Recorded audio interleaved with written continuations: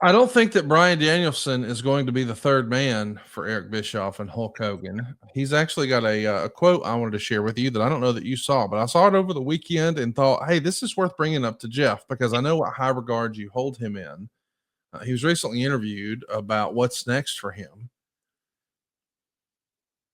He says, my neck is wrecked, so it's not no chance, but it's risk versus reward at this point, right?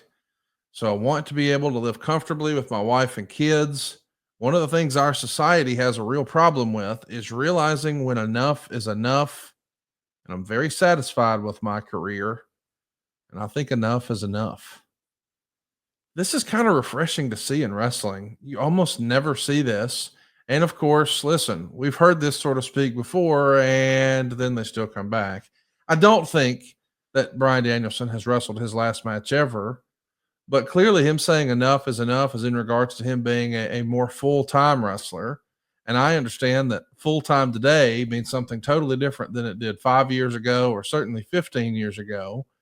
But what do you make of this statement from Bryan Danielson? Enough is enough. Man, I am so jaded these days, Conrad, when I see stuff because I immediately go, all right, was this a podcast? Was this a radio interview? Who's the host? Drill down, because context is king.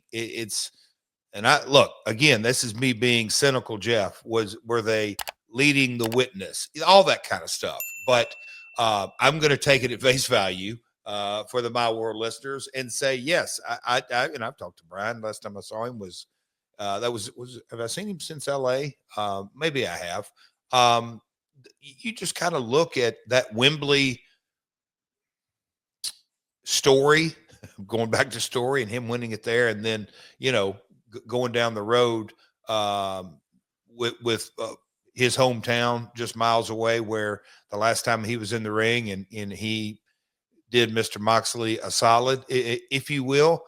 That's the kind of Bryan is unique. He's different, all in a very positive way.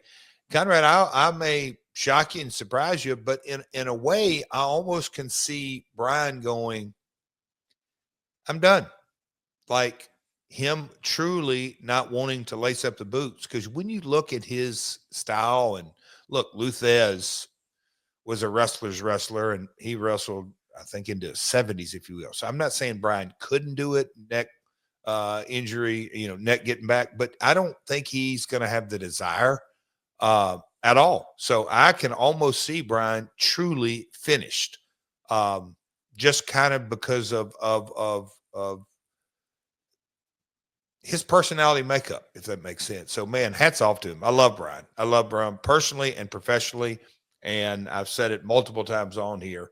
As far as in-ring storytelling, he's at the very tip top. Tony Khan has come out and said that Bryan Danielson is still a part of the office. He's not at all the shows every week, but he's still a part of AEW. Oh, yeah. If you were running a promotion, again, this is fantasy booking. You're given the keys, and you've got a Bryan Danielson on your roster, and he's not going to be an in-ring full-time performer, but you have him at your disposal. Let me use a real estate appraisal term. What would the highest and best use of Bryan Danielson be, at least in your eyes, in 2025 for AEW? Connie, I have given this more thought than you probably would even, or anyone be aware of. But there was a guy named Pat Patterson. And if you take Pat out of the equation of the WWF/WWE, I think we have a lot of different looks, especially on pay-per-view Sundays, if you will. I think the highest and best use are, I can't say every match, but I would say, and look, the business has evolved and continues to evolve and changes and all that, but let's just say your top 3 to 4 matches per show, whether it's Dynamite, Collision, or pay-per-view / premium live event. It's exactly where I'd put him. Bryan, I want you to be in there, and not just the finish. I'm talking about from the time the talent walk through the curtain until the time both talents get back through the curtain. I want you to lay it out and rule with an iron fist if need be. Because Pat did that. Pat had a way and very engaging and this and that. But if he really wanted something, he knew he had Vince's backing. it got done in a big way. And you look at, Jesus, going back to the Kurt Hennings and Bret Hart's and obviously Shawn. And I mean, just through the years, when you really look at certain, not just styles and nuances, but really the emotional connectivity that Kevin Dunn, Pat Patterson probably worked together as much or more from a real emotional engagement, what we're selling here. And I'm saying TV, Pat and TV, and hey, we need this shot, we need this shot, and this timing. And it was a real, at one time, they just really created such a unique product. And I think Bryan has that skill set to, I'm not talking about interviews and anything outside. I'm talking about bell to bell stuff.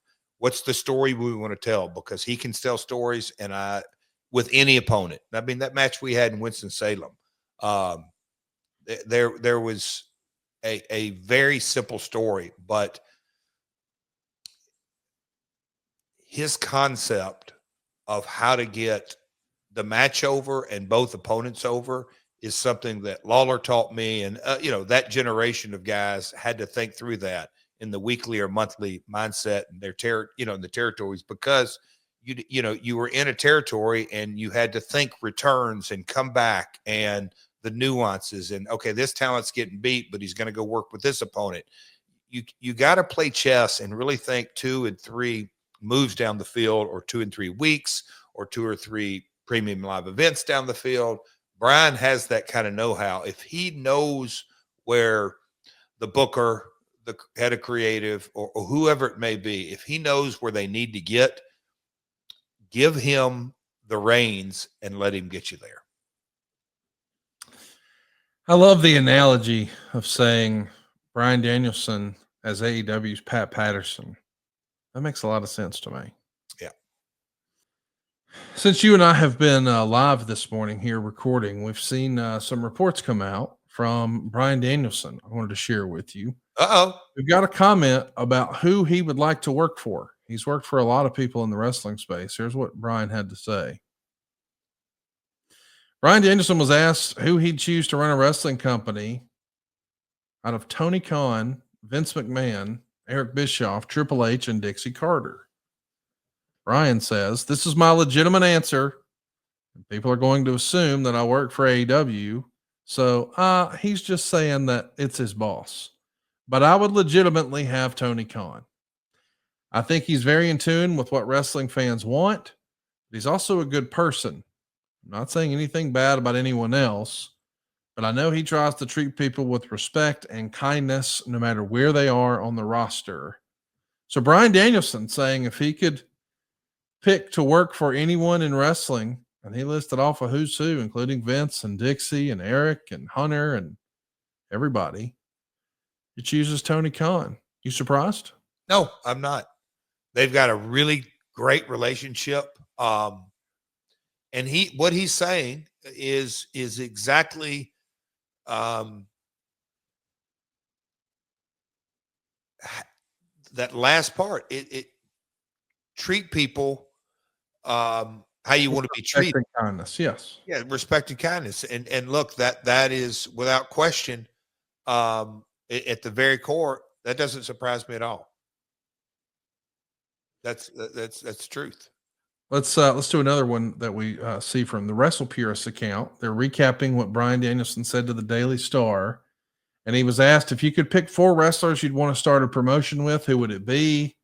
No surprise, he doubled down on the AEW selections. He picked Will Ospreay, Swerve Strickland, Jon Moxley, and Kenny Omega.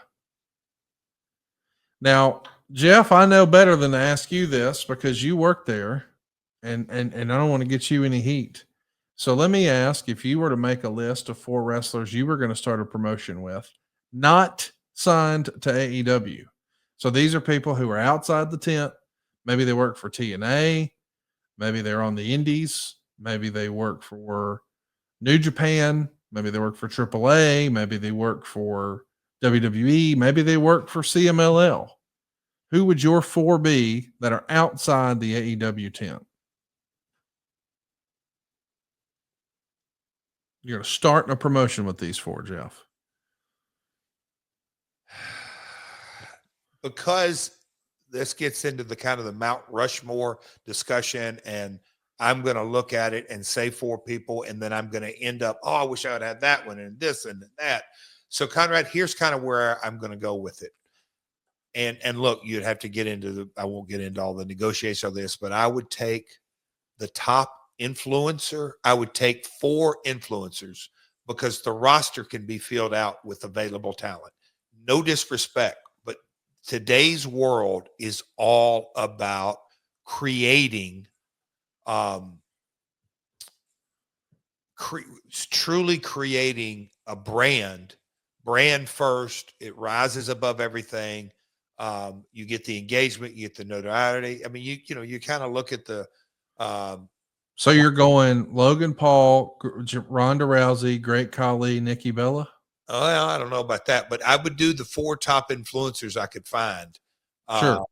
That come from different parts. If I'm starting a promotion, I'll say this: I'd get the top influencer from India. I'd get the top influencer from Europe. I'd get probably Mr. Beast. And